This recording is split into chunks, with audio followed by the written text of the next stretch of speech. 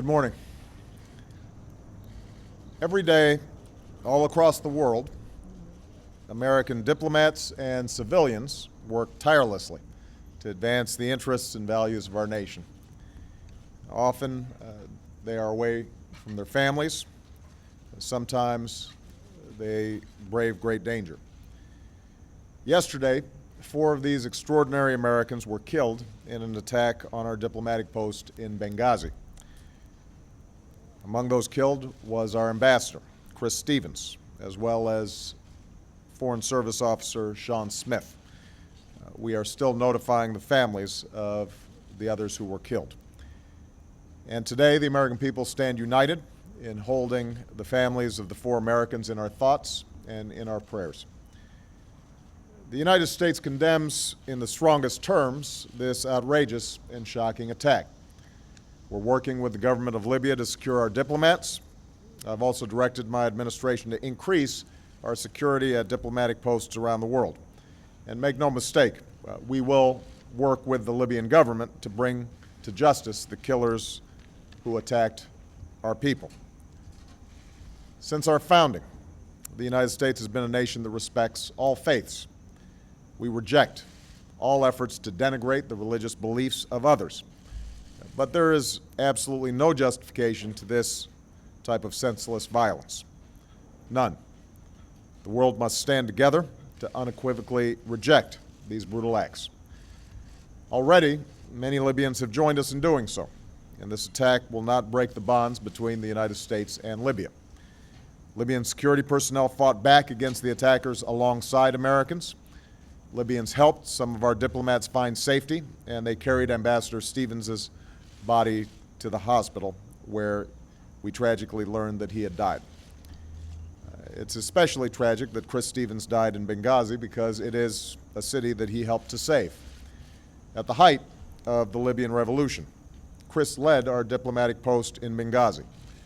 With characteristic skill, courage, and resolve, he built partnerships with Libyan revolutionaries and helped them as they planned to build a new Libya.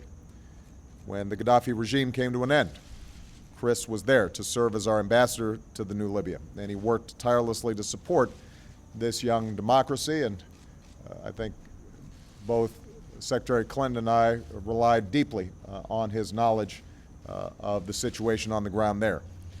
He was a role model to all who worked with him and to the young diplomats who aspire to walk in his footsteps. Along with his colleagues, Chris died in a country that is still striving to emerge from the recent experience of war. Today, the loss of these 4 Americans is fresh, but our memories of them linger on. I have no doubt that their legacy will live on through the work that they did far from our shores and in the hearts of those who love them back home. Of course, yesterday was already a painful day for our nation as we marked the solemn memory of the 9/11 attacks. We mourned with the families who were lost on that day.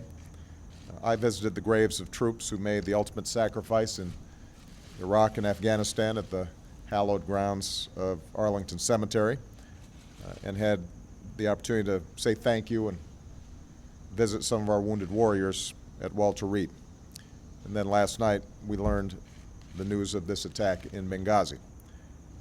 As Americans, let us never, ever forget that our freedom is only sustained because there are people who are willing to fight for it, to stand up for it, and in some cases, lay down their lives for it. Our country is only as strong as the character of our people and the service of those, both civilian and military, who represent us around the globe. No acts of terror will ever shake the resolve of this great nation, alter that character, or eclipse the light of the values that we stand for. Today we mourn for more Americans who represent the very best of the United States of America. We will not waver in our commitment to see that justice is done for this terrible act, and make no mistake, justice will be done. But we also know that the lives these Americans led stand in stark contrast to those of their attackers. These 4 Americans stood up for freedom and human dignity. They should give every American great pride in the country that they served. and the hope that our flag represents to people around the globe who also yearn to live in freedom and with dignity. We grieve with their families, but let us carry on their memory, and let us continue their work of seeking a stronger America and a better world for all of our children. Thank you. May God bless the memory of those we lost, and may God bless the United States of America.